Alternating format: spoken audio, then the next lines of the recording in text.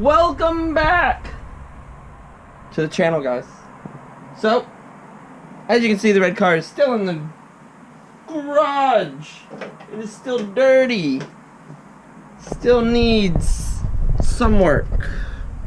If you saw the last video, we got the valve cover done. Trying to put the top up. Hang on.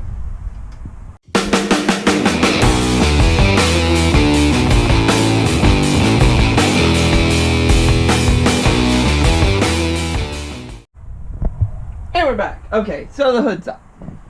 The one thing you saw last video, we got the valve cover done, we got the valve cover gasket done, everything. The car is back together, it's running, but it's not running perfect.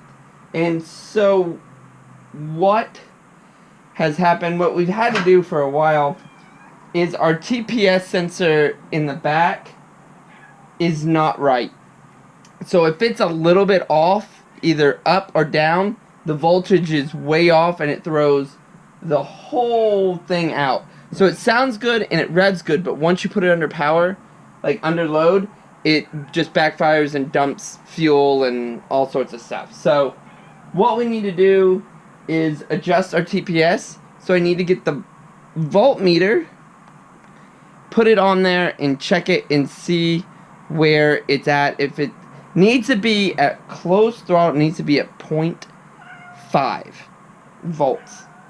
So as soon as we can get that to that, then this will be fully drivable and ready to go. But we were having problems, guys, with the X5. As always, it's still down. I've replaced the cam sensors, the eccentric shaft sensors, the crank sensors. I've done all new spark plugs, all new coil packs, and guess what, guys? Still runs the exact same way. But I'm hoping to drop it off at a local shop and have them at least diagnose the problem, because that is 6 months of me working on that car and it's still not working right. But we're gonna get this one working, and we'll get that one working hopefully too before I take it to the shop. But let's jump on this one. So if you can't see, we have to get to our TPS sensor back here. Hi, kitty. TPS sensor back here, we need to get access to the actual sensor itself so that we can adjust it and also test it all at the same time. I'm most likely going to take the carbon fiber manifold off so that we can have better access and able to see the throttle bodies, so that if we need to do any adjustment there, we can.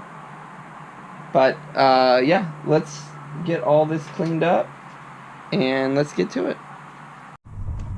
So what we're trying to get to is this little goober. So what we need to do is, the RHD kit comes with this little adjustable ring that attaches to the TPS sensor. But what I did when I put this on is I just eyeballed it and threw it on there. But we need to get the TPS off first, loosen these all up here, which I already have one loosened up, get the rest loosened up, which the other one's underneath the TPS, and then we're able to adjust this to get this to say 0.5 volts at closed throttle, which we have. So we need to adjust all that so that everything runs smooth. So let me find the Allen heads that I need, which in this garage is a mess and hard to find. But we'll get those and we'll get that off, and then we can start adjusting it.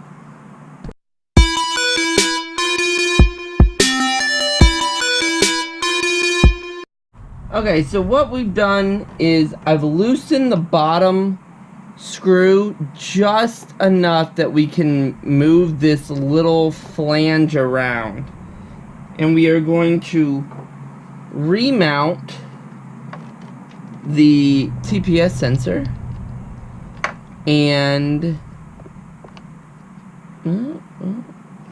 Thought we were. I'm gonna remount the TPS sensor and see where we are at, and then this gives us, I guess, a tad bit of an adjustment. Seems like it doesn't give us a lot of adjustment here. Just a tad bit left and right, so we can see if we can get 0.5 volts out of this throttles.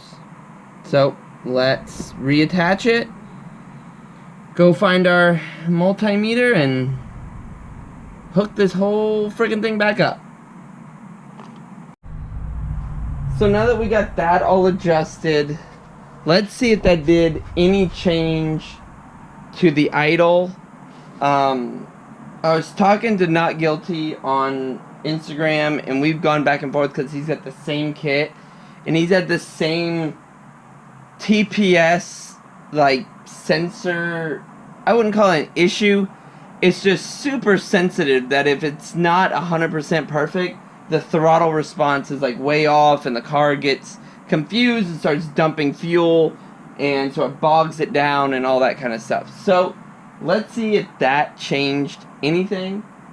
And we might need to still fine tune and adjust it a little bit as we go along, but let's hope that this gets us a little bit closer.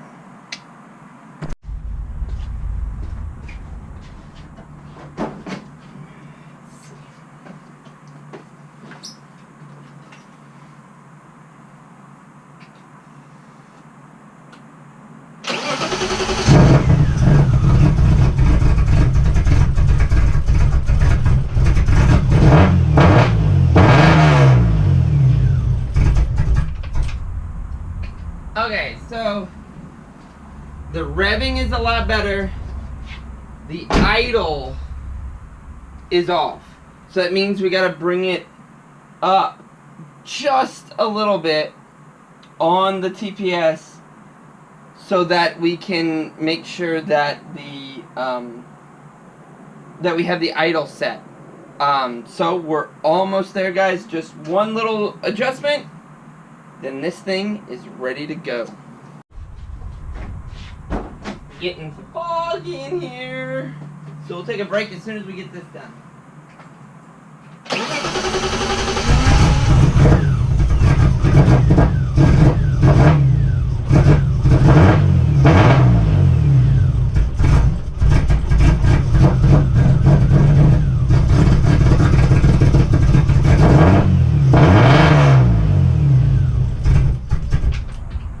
Okay, so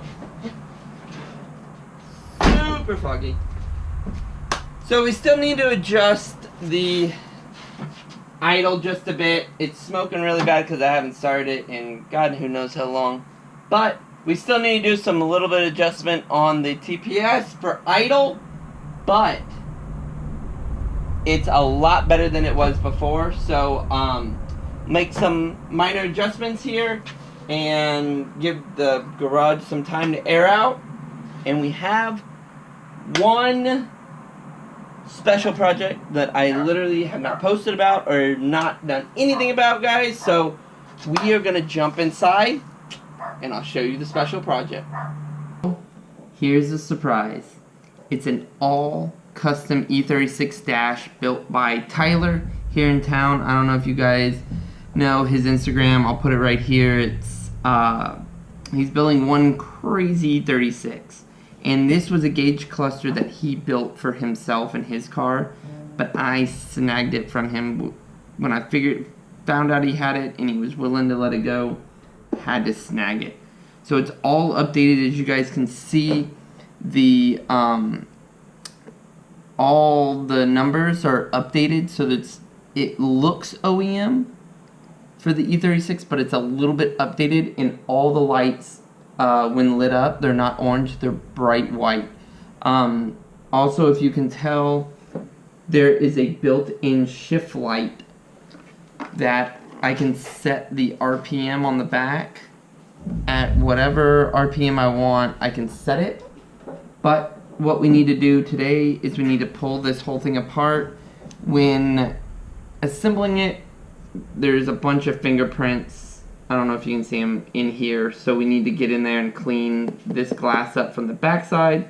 So we'll start by pulling this apart and getting it all taken apart. Sorry guys, had to cut the video there for a second. The one side, I guess, Tyler used a bunch of super glue to hold some of the things in, and it got glued on this side, and so it's super hard to get out. But now that we have the electronics off, now we can see the back of the gauges. What we need to do is need to twist these. Let's see if I can get you guys closer. These three need to twist, and then this whole gauge face will pull out, and then we can get in there and clean the glass. And we're going to clean a few other things while we're in here, because there's a lot of super glue fumes inside this. So we'll get this all cleaned up, taken out, and let's see the glass. So now that we have all those turned, we can slip this up and off, and as you can see, here's our gauge faces. We'll clean up, there's a few areas that really need some good cleaning, so we'll clean the whole gauge face as well, clean it all up. I really want to do gauge rings on this, but I didn't order them. So we have some fingerprints. We'll get some acetone and a little bit of alcohol, and we will clean all of this up.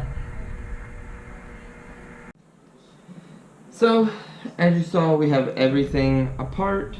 I am cleaning the outside of the glass first, so that I make sure that I know that everything that's on the inside is on the inside.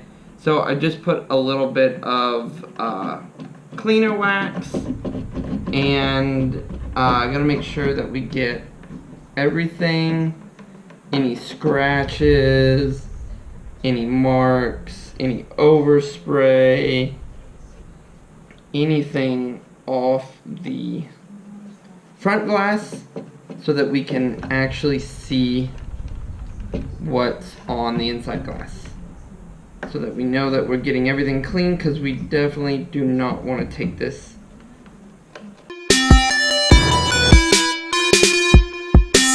As you can see guys, super clean, shiny. So let's clean the inside. I have Q-tips and I have rubbing alcohol. So just gonna dip them in here, swish around, clean up, wipe down, and make sure that we have all the little fingerprints off before we start reassembling. So we now have the glass super cleaned up, all the dust out of it, all the fingerprints off of it. So now we're going to reassemble. So the same way that it came off, it's going to go back in. So all of these, hang on, I'm going to wipe this down as well. This has a little bit of,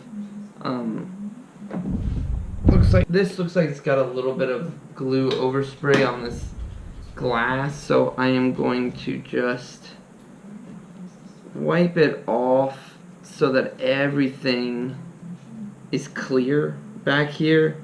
I want the LEDs to actually like illuminate stuff as well as they can.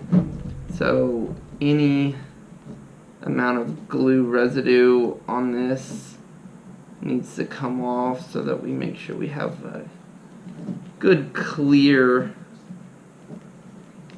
viewing area, shall I say, for everything. So we'll get all this cleaned up.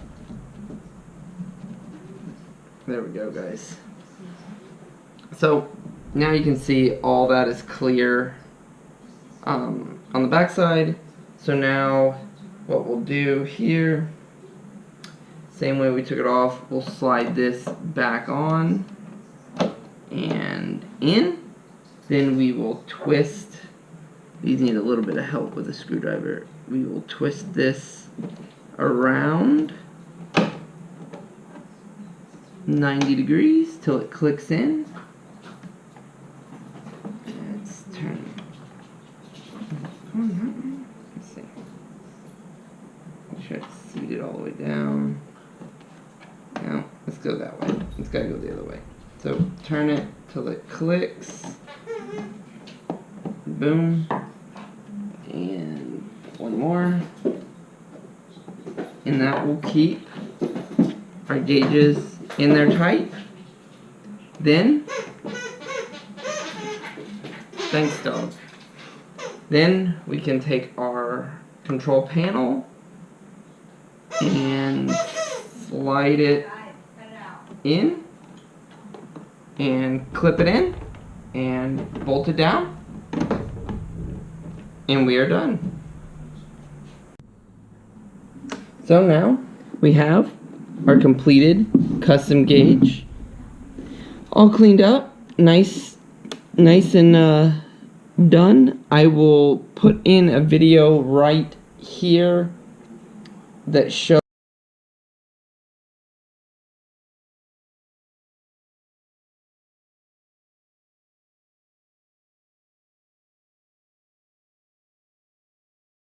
what this looks like all lit up, because we are not going to put this in yet. I had to pull a steering wheel off to get the gauge cluster out, the stock one, to put this one in, so we are going to hold off, not today. So we are going to jump back out there and adjust the TPS to see if we can get the car to idle, and if we can get it to idle, then we'll be good and I can end this video, guys. So let's jump back out there and see if we can get the M3 to idle.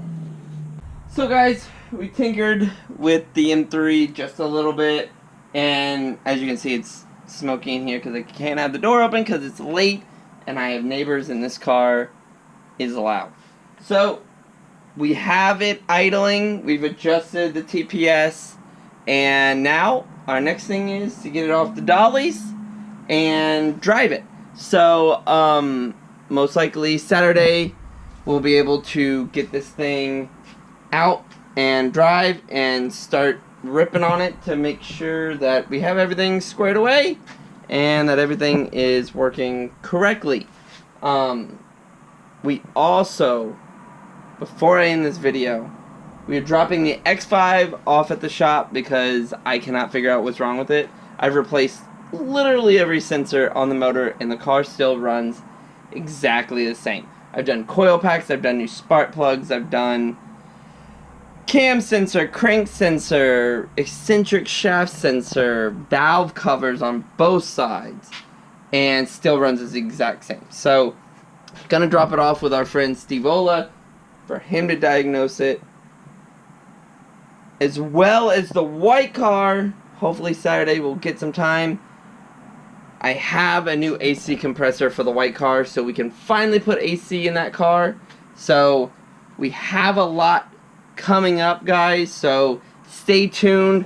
Hopefully gonna get back to at least weekly videos just for you guys, so stay tuned, stay watching Texas E36 Garage, and keep following along on Instagram. As always, I'll put it right here, and I'll see you guys next video.